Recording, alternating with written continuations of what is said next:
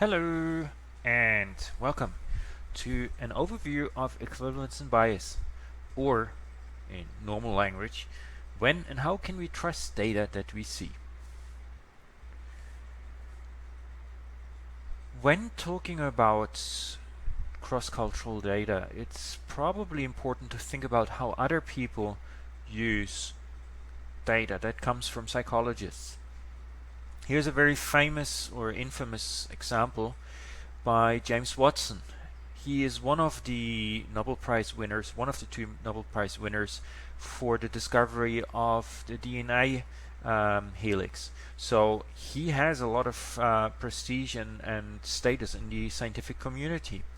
And he gave an address a few years, it's actually quite a few years ago now, on IQ testing. And his recommendation in the end came down to this phrase that went all over the media. And the implication, as you can see, is relatively negative if you think about it. So these tests that are used and developed by psychologists, the results will be interpreted by others. And thinking like what you see here, the quote by James Watson, is something that strongly influences certain politicians who happen to be in government in very powerful nations at this moment. And so we really have to think about when and how can we trust data, and how can we convince others what data can tell us. And that is really, really important if we consider everything that we're doing in this course about conducting research across cultures and then interpreting the results. So the issue that we're grappling with here is we're dealing with empirical findings. And these empirical findings are always open to multiple interpretations. We can discuss whether the construct actually was operating or does exist in the same way, an issue that is related to construct bias.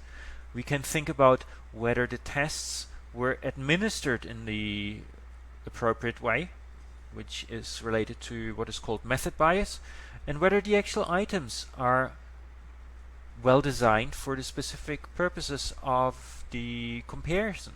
So this is an issue of operationalization and so-called item bias. So let's go through some of these big steps here one by one. The first thing that we really have to be conscious about is we want to compare data across groups, right? And so the first thing we need to think about is, does our construct actually exist in other cultural contexts? So is there a cultural specificity of a particular psychological process? To give you an example here, I will tell you a short story which I was told actually happened. I was doing quite a bit of work a few years ago on the east coast of Africa in small villages along what is called the 10-mile strip, which is the Swahili. So it's a Muslim minority Muslim area. And so even though Kenya and Tanzania are relatively well developed, you still have quite a few challenges. And so a lot of families live in very rural settings, like what you see here. So this was one of the houses in one of the communities where we were doing research. And so in our case, we would often go to the field, come to the villages, and then do interviews with the kids in this particular research project. But often it also happens that researchers can't go to the villages, right? So then the families, the mothers typically, have to walk with their kids all the way to the hospital, for example, to do research. And it happened that a research project was conducted with a European research assistant who would basically test these kids, and the kids knew it was an intelligence test, right? So the question that the researchers were interested in were questions around intellectual differences, intellectual capabilities, etc., etc. So they used a classic IQ test that was developed in Europe, and one of the central tasks of that IQ test was to retell a story. Right? So the researcher would tell a story and then ask the kid to retell the story in the right order with all the necessary details. So now the researcher obviously told the story, and the kid was just sitting there not responding. And the researcher tried to, like, get some answer out of the kid, and the kid was just, like, very silent, sat there very obediently, but was not really responding. And so similar kind of interactions happened through the rest of the testing session, and by the end of it, the researcher, very frustrated, basically concluded that this kid has some serious developmental issues, because it's not able to respond in an appropriate format to the very simple questions posed by the researcher. Right, so researcher writes a little report, sends kid with mother back to the village. So the kid, so this is like one of the tracks that connect villages in that area. The kid walks back with the family, typically takes like an hour, 2 hours, and like gets back to the village. 2 days later, 2 or 3 days, I don't remember the details, another kid came to the hospital and was due to like be tested for using that IQ test. So that kid, super agitated, super energetic, making a lot of jokes, running around, etc., etc. So really very different from that previous kid. Is like being presented to the researcher starts introducing the topic, the kid is kind of looking around and like obviously being very distracted, and then the researcher comes to the task where he tells, or the researcher is about to tell a story, and the researcher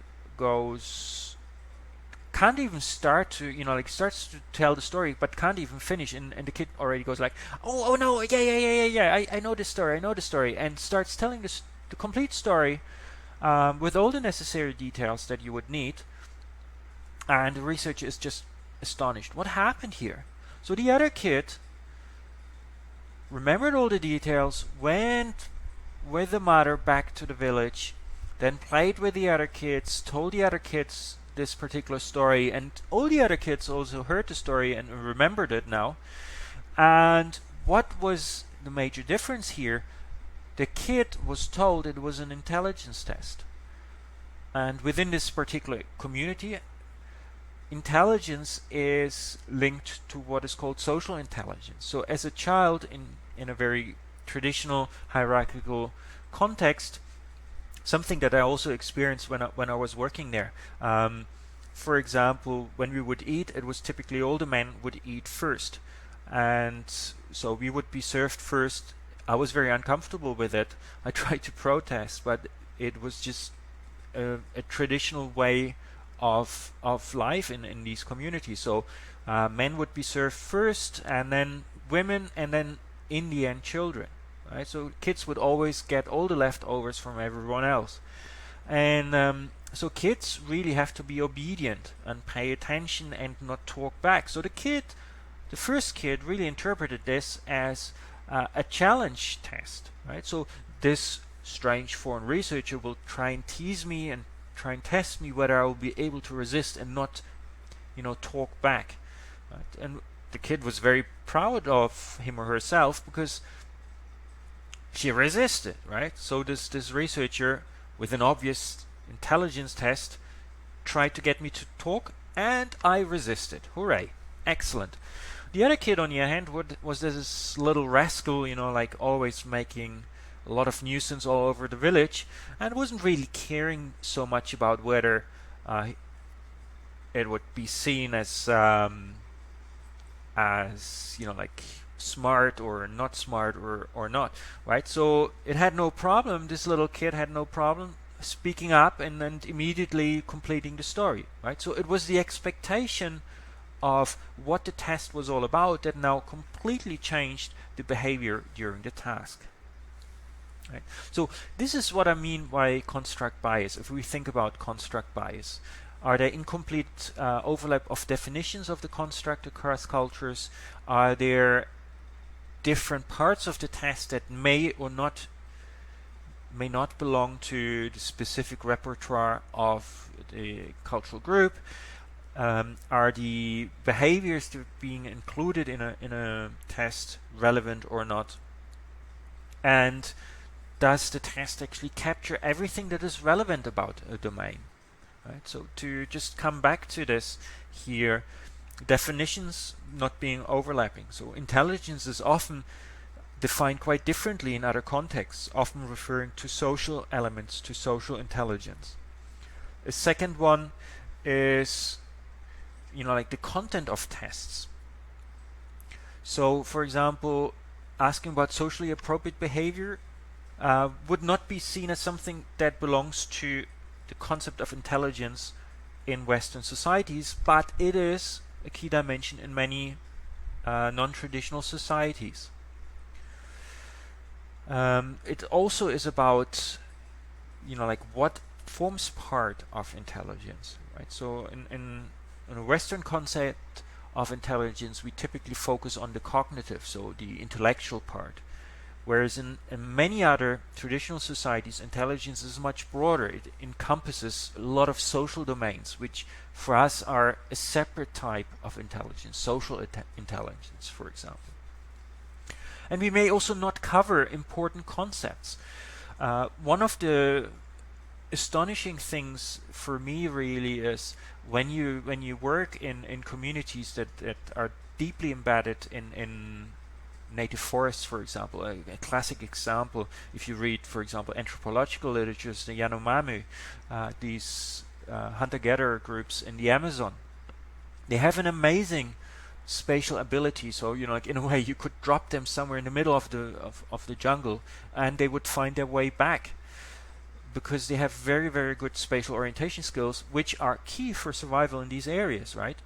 On the other hand, those kind of tests are very, very difficult to include in a classic Western IQ test, on one hand. And on the other hand, Western IQ tests often focus on very abstract mathematical or verbal skills that are not really that relevant in many non-Western contexts. Right? So this is really the first issue that we have to grapple with. How does the concept how is the concept understood in different cultural contexts, and do people actually have the same assumptions, the same ideas about the concept? So this is what we often need to think about when we talk about tests, and this is captured in what is called functional equivalence. Right? The question is, can the same theoretical variable account for test behavior across cultural groups? So this is the presence or absence of construct bias. The way you could think about it is there some kind of latent underlying variable, like intelligence or some other concept? You could think of personality traits, for example, that if a group assumes that this concept exists and makes people behave in a particular way, would the group assume the same latent underlying variable to account for differences between people? So would the same theoretical variable account for test behavior across cultural groups? Are our little latent variables, so our thought bubbles, psychological thought bubbles, the same or different across cultural groups? How can we actually make sense of that? Two methodologists, statisticians, Paul Meehl and Lee Cronbach, they came up with one way of trying to figure out what is going on with concepts. They developed what is called a nomological network. The idea here is that you start to start developing ideas of how your construct of interest, for example, let's go with intelligence again, might be related to other variables in a specific social, cultural, historical context. So what other variable might be related to intelligence? So related concepts here, and what concepts are independent or not related to our construct or concept of interest, right? So developing a network of related and unrelated constructs, and then the question will be how similar or how different are these networks across different cultural groups. So if we look at intelligence, for example, if we look at intelligence, like what would be related constructs of intelligence in the West? We could think, for example, processing speed, or the ability to manipulate large numbers of variables. So those might be related concepts in a Western context, and whether you're socially obedient or not would be potentially an unrelated concept.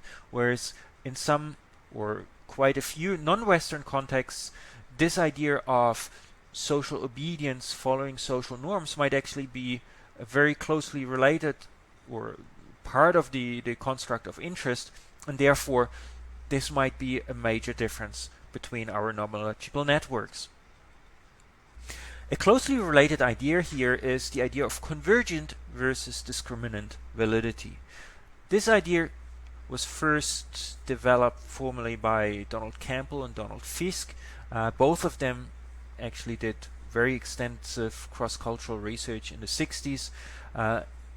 Lee Cronbach actually, I forgot to mention that he was also involved in some very early cross-cultural psychology research, and was very concerned about the applicability of psychological tests across different cultural contexts.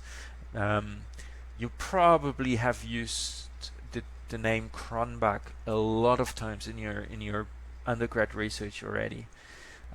I let you guys where you heard Cronbach before. Anyway, the idea is convergent validity is about constructs that are related to our variable of interest, right? And the important thing now is related can mean positively related. So if, for example, a construct is very important for a person, then, for example, like somebody is considered smart, then it also means that that person would answer like questions about history, or would have a lot of knowledge, right? So we have a positive relationship, right? Convergent validity also includes negative relationships, right? So which means if somebody is high on intelligence, then that person would be low on another concept like stupidity, for the lack of better words right now. Right, so the idea is convergent validity can mean both positive and negative relationships, because it means convergent. And a negative relationship means that as one concept becomes more important, the other concept becomes lower in importance, for example. Right? So both positive and negative relationships indicate convergent validity. On the other hand, discriminant validity means a construct is not related to our main construct of interest, right? So there's basically no meaningful, strong relationship. This is something really, really important to remember. A lot of people often confuse convergent and discriminant validity. Discriminant validity really means no relationship. So, little discussion question for you: is a strong negative correlation an indication of a convergent or discriminant validity? You can think about that and have a little discussion around that.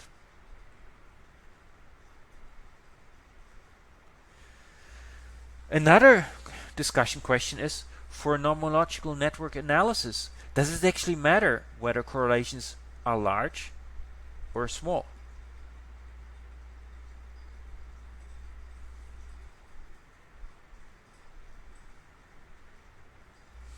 And one little task as well for your study, for your concept of interest. Think about what you want to study and build a nomological network. This is actually often quite difficult because you have to think about, within a specific cultural context, what variables would be positively or negatively related to your main construct and which variables would be unrelated. And then think about, if you are planning to do a cross-cultural study, is your proposed nomological network actually the same across cultures? Would you find, or would you need to include the same variables in your network in every single context? And would these relationships be of the same pattern? Would you see the same kind of convergent and discriminant relationships?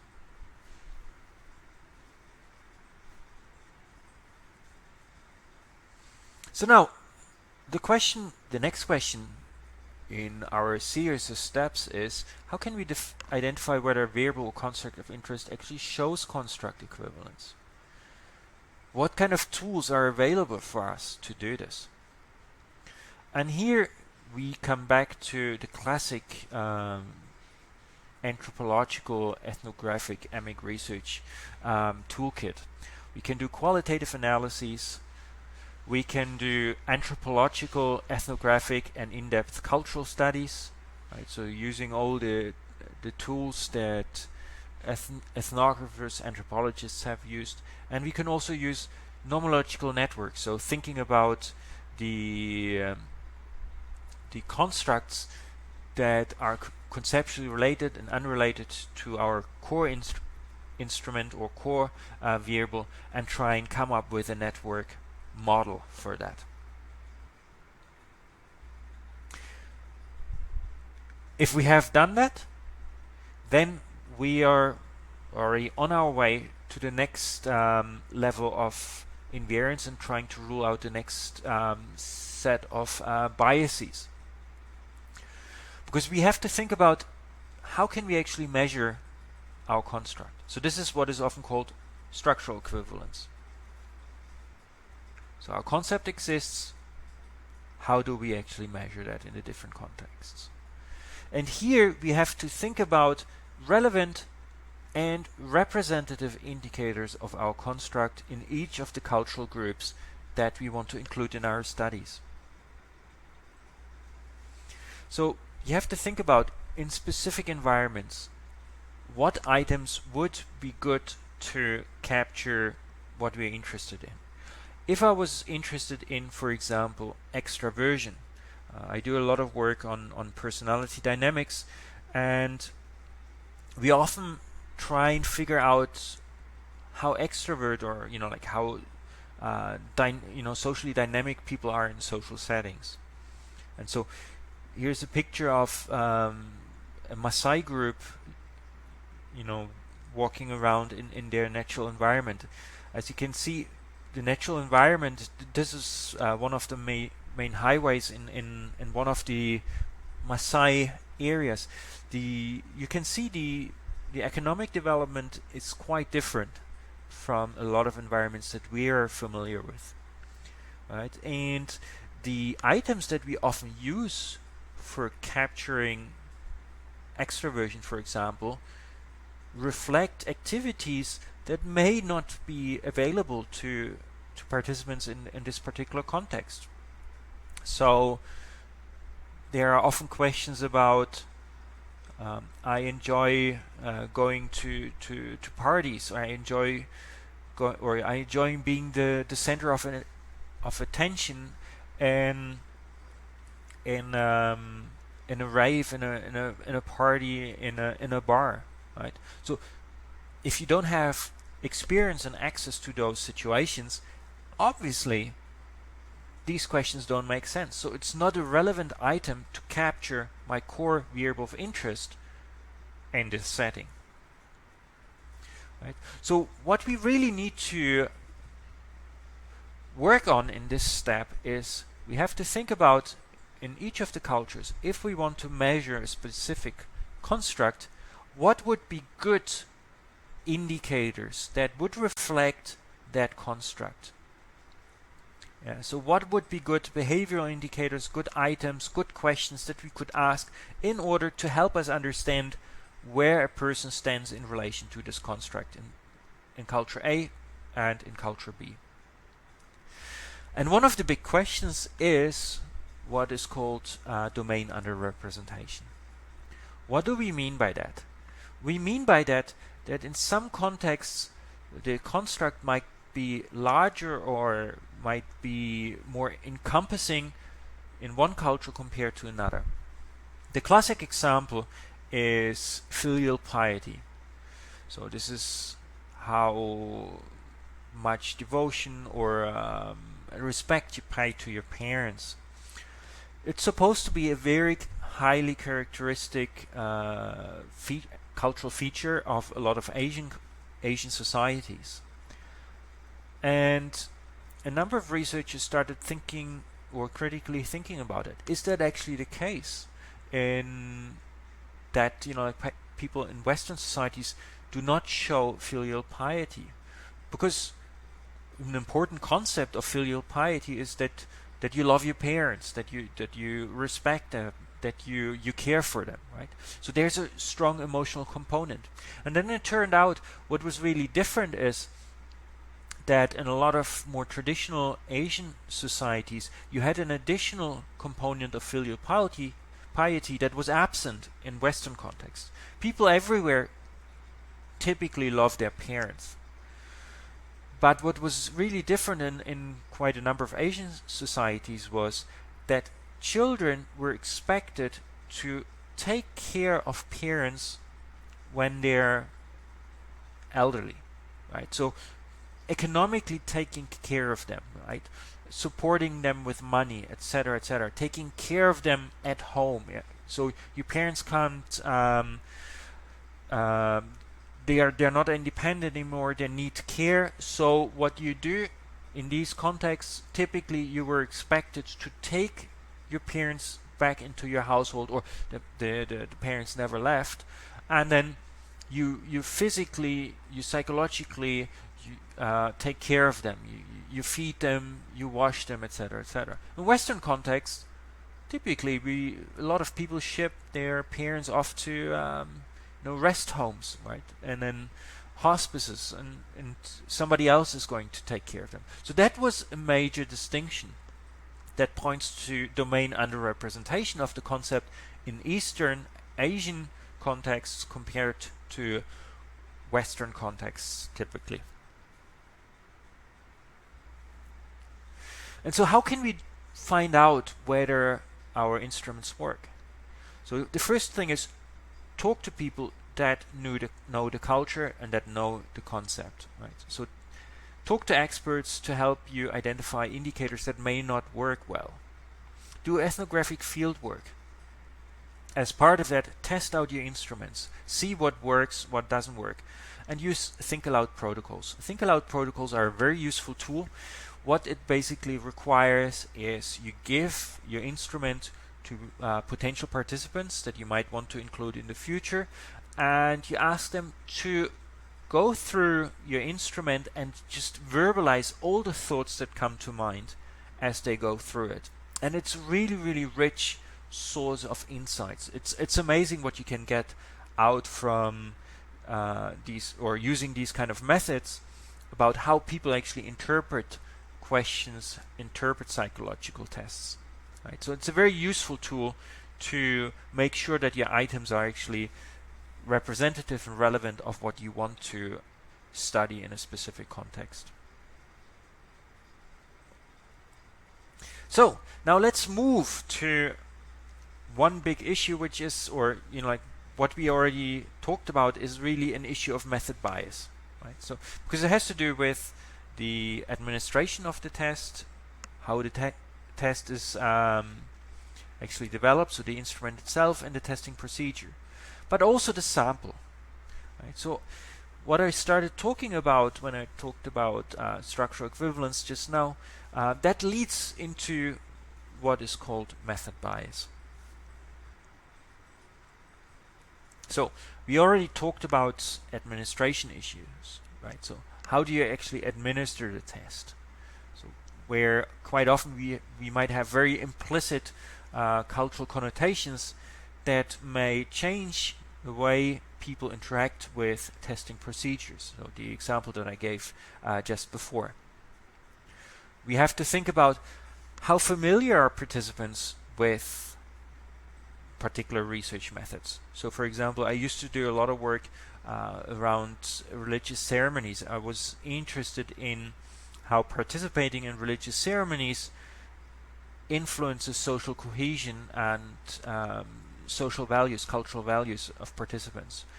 And so for example, in this particular case, a spirit medium who just had finished a really high ordeal 7-hour ritual, like where this particular person was piercing himself with needles. So you can see this person is patched up, like he was, like really spiked with needles beforehand. Relatively low education levels, and so we had real problems with questionnaires. So typically we would have a research assistant close by who would help with, for example, reading or explaining questions, because people were not familiar with survey research. Some of them had problems reading. So like there were all sorts of issues in terms of familiarity and also like the specific sample that we try to get. Right. For cross-cultural comparisons, one important issue is really the sample bias. How comparable are your samples across cultures? This is not a trivial question, and unfortunately one of the big stumbling blocks of cross-cultural research, comparative research. To give you another example, one example that I love because it just shows this method, this instrument bias issue so well. This is some work that was conducted in the UK, and the focus was Serpell, a researcher in Zambia, was very much interested in comparing the intellectual capabilities of kids in school. And so he used, he was working in Zambia, one of a relatively small country in sub-Saharan Africa, relatively high socioeconomic status, so it's a well-off country overall. And he was interested in, like while he was doing work in schools, he was interested in comparing intellectual capabilities, school curricula, etc., etc. And so he used a test that was developed in the UK where kids were given, for example, these kind of figures and then paper and pencil, and they had to draw those figures again. So he was using this test with the instructions as developed in the UK, comparing UK and Zambian kids. Who was doing better?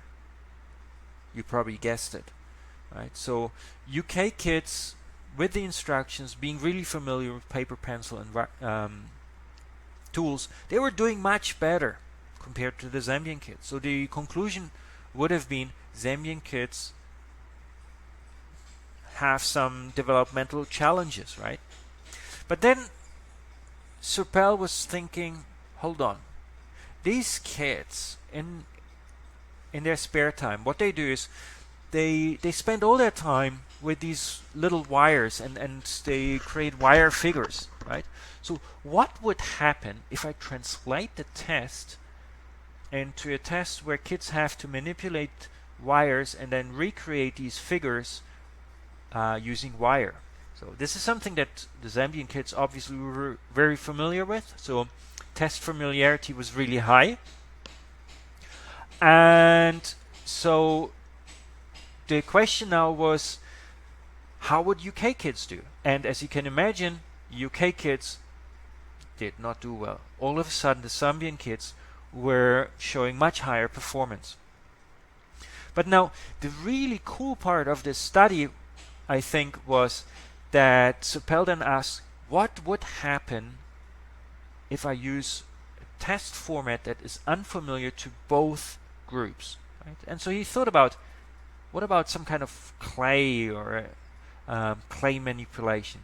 So he asked the kids, because neither the Zambian kids nor the British kids at that moment were particularly familiar with clay figurines or Play-Doh or these kind of things.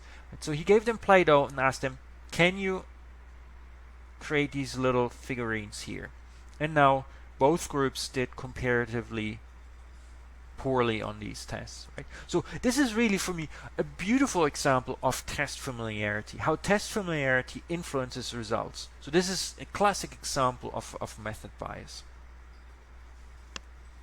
So bringing all of this together, method bias comes in a lot of different forms. It can mean differential social desirability.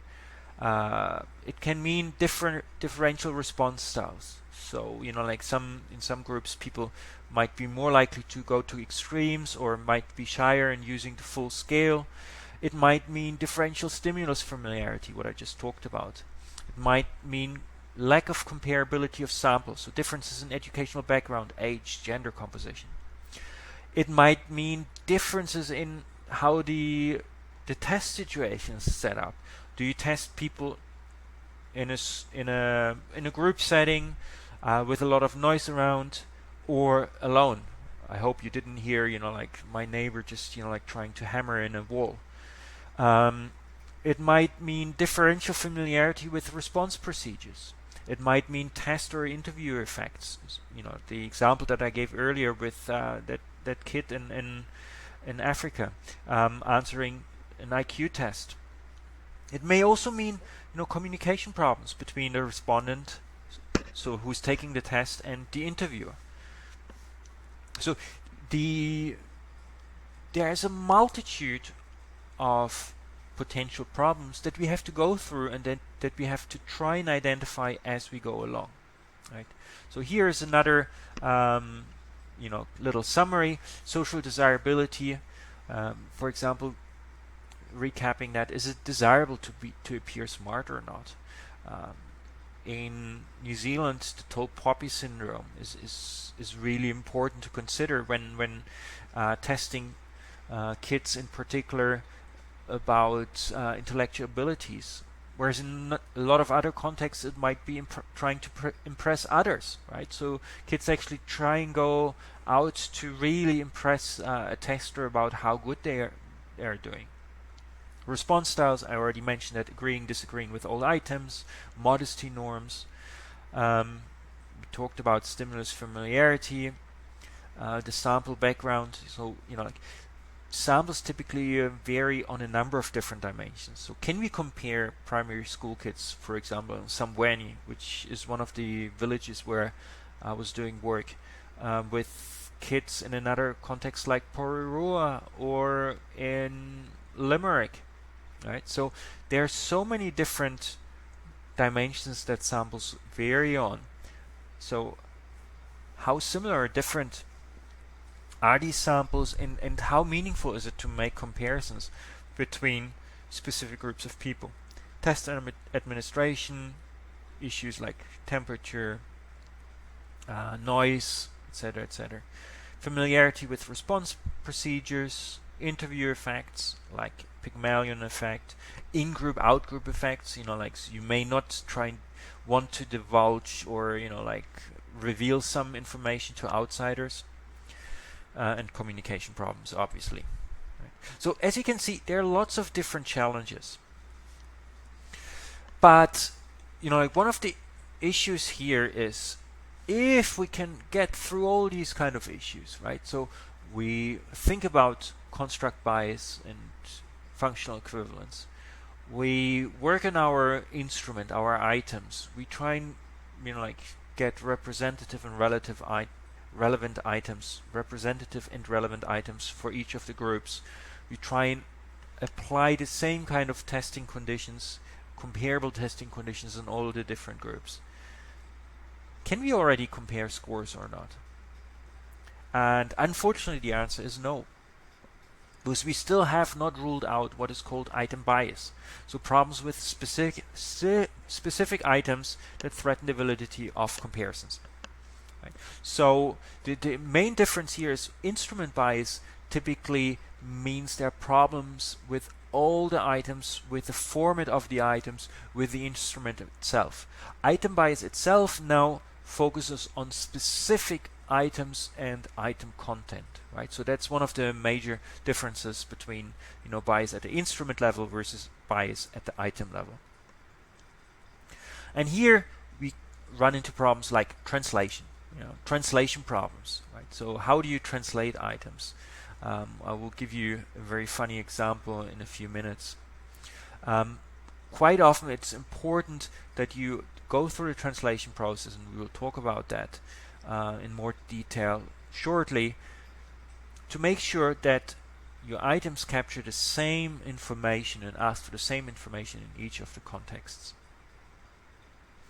To give you one very funny example, I was doing work in the Philippines quite a few years back, and what really motivated me to go to the Philippines is that I'm interested in values and value research, and the Philippines always kind of showed very, very poor structural features. So the value measures that we use don't seem to work well in the Philippines. And so there was one item that asked about autonomy, right? So the extent to which people, you know, like do things on their own, and makes all good sense if you look at the item. And then when we ask our translators, as we were trying to figure out, you know, like, or we were trying to retranslate all the items, and, you know, like,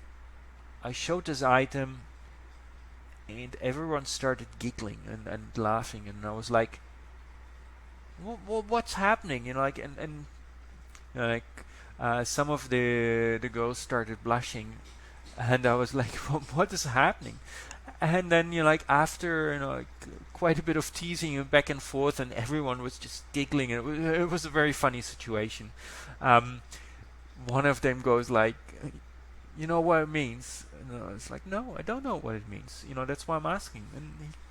And then they explained to me it's something like hanky-panky. That was the term that they used. It was very funny, and everyone was just laughing, giggling. It was very, very funny. So apparently, you know, like, this idea of like autonomy, independence, doing things independently means you and your loved one get away from everyone else to become intimate, let's put it this way. And so, you know, obviously, as you can imagine, how important, if we ask about how important or how much of an important guidance is that in your life, you can imagine like how people answer that item.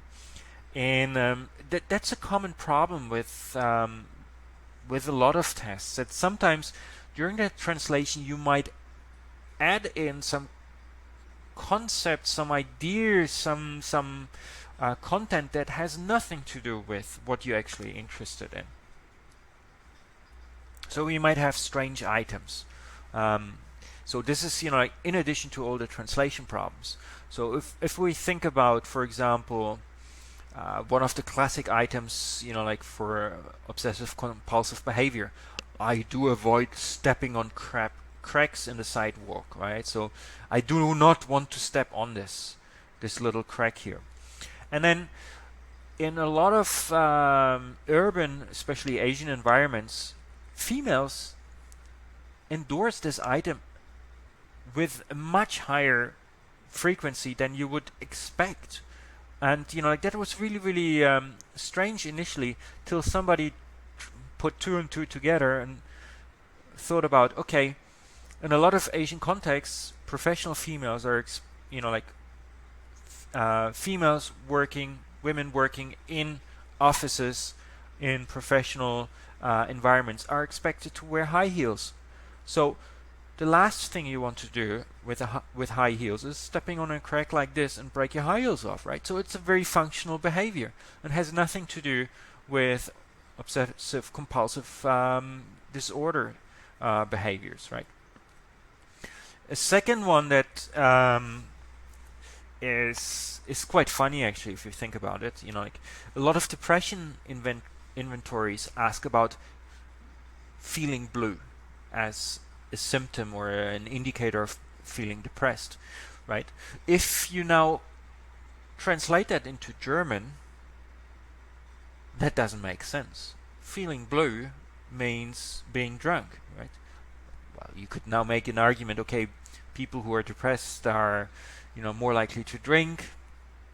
True, but like how good of an indicator is that actually for depression, right? So specific items might sound very strange or may not capture what the test developer had in mind. Or another item that is also considered to capture kind of hopelessness, depression in a number of inventories is an item asking people, I often sit idly and daydream. Right? If you ask a lot of people, that sounds like a perfect life, right? So having the opportunity to sit and daydream is like what a lot of people would just love to do. It has nothing to do with depression, right? Or some kind of hopelessness, right? So we have to think about the items that we're using, which, like, again, coming back to relevant and representative items for our concept. And if there are specific items there that capture something that is not related to what we want to study, then we have a problem, right? So that's where item bias comes in. So item bias can relate to poor item translation, inadequate item formulation, so where we have very complex items. It may include so-called nuisance factors, where like items may involve additional traits or abilities that we're not interested in, right? If we have IQ items or school curriculum like items, we have to think about, has that content, the topic for example, being included in the curriculum for a specific cultural group or not yet, right? And we can also we also have to think about culture specific, right? So what is the meaning of a specific term, or is it appropriate to ask these kind of items? So a classic example that I often like to use is I often use the Wechsler intelligence test, one of the most widely used tests. It takes about 2 hours, and that test has a number of really cool tasks that in my perspective show some clear deficiency in terms of item bias. There are questions there that require some familiarity with very cool things like snow. A lot of people never been exposed to snow, but also a lot of items that require some familiarity with certain economic, social, historical, contextual items that if you grow up in a different economic environment, you may never have been exposed to these kind of issues, right? So a number of these test items in an otherwise, I think, actually really well constructed test shows symptoms of item bias. So if I use value research to just come back here as translation issues, for example, this hanky-panky example that I gave, asking really complex issues. So if I ask, for example, about important, like what is important in your life, right? And then I'm interested in, for example, it's important for people to participate in political actions. And then in that item, I ask about, like distracting or unnecessary, like knowledge about the Constitution. So it's important for me to participate in the constitutionally derive and then like I bring a lot of additional information that I'm not really interested in, because all I'm interested in is how important is it for that person to participate in political actions or not. Or nuisance factors. I like to go to raves, right?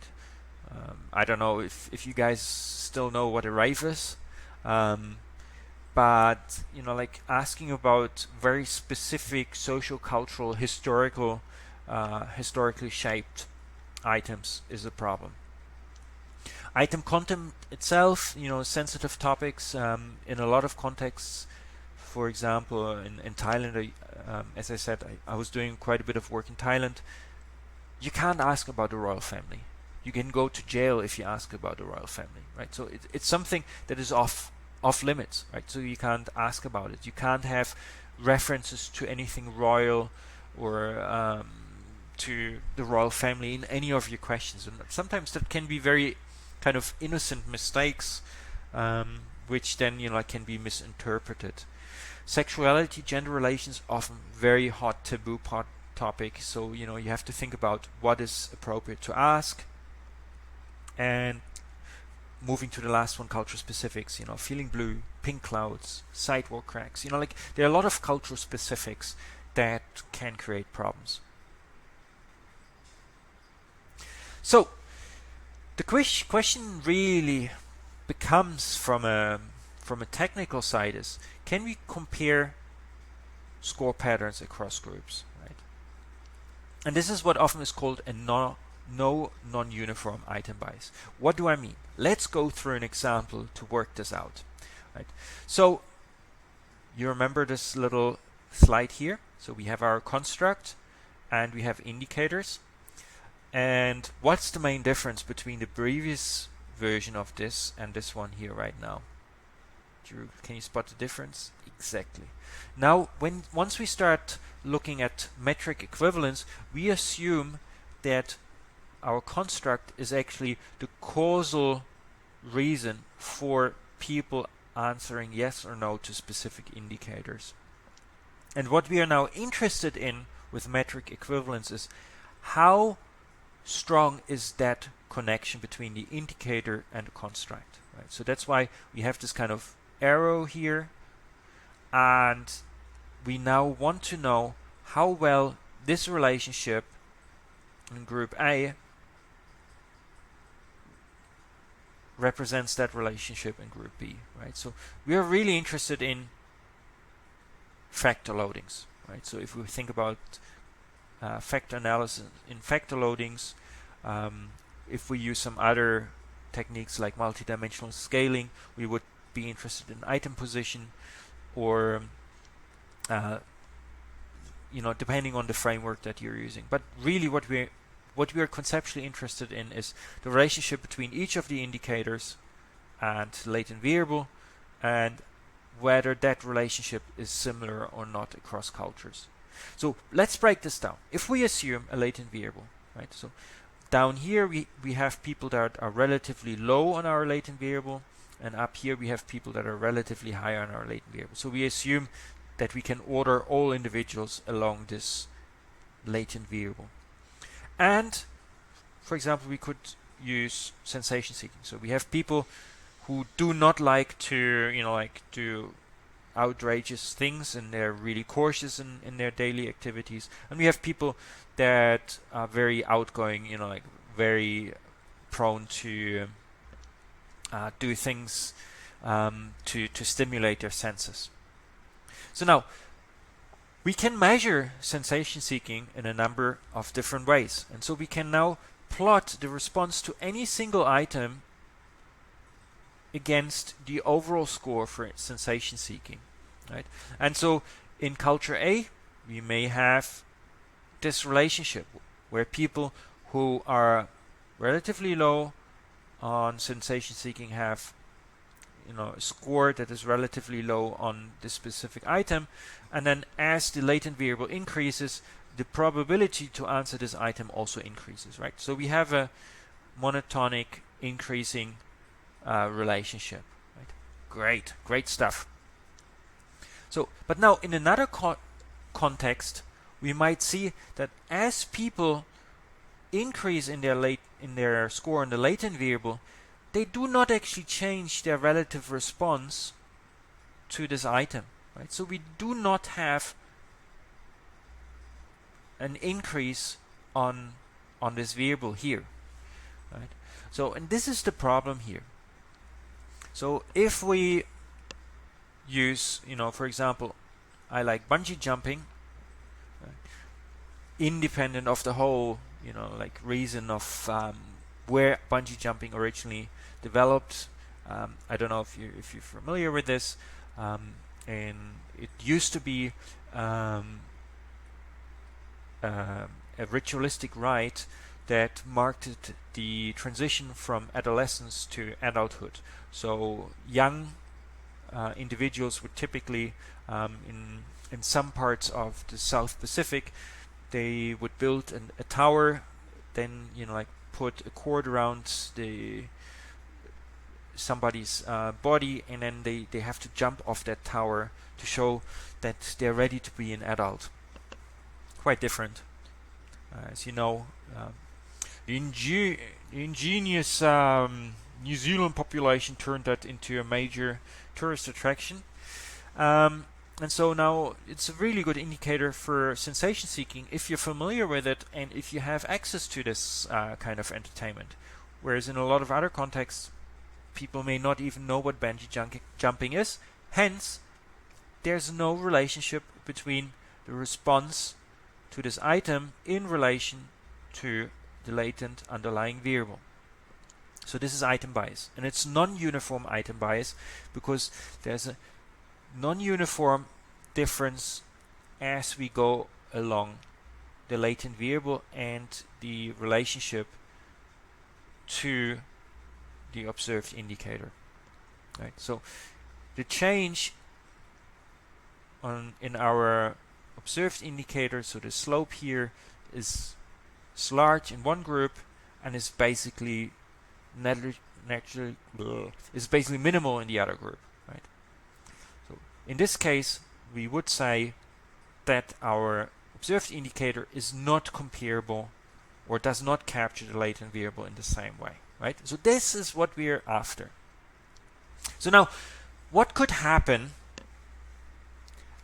if we have items that do not show non-uniform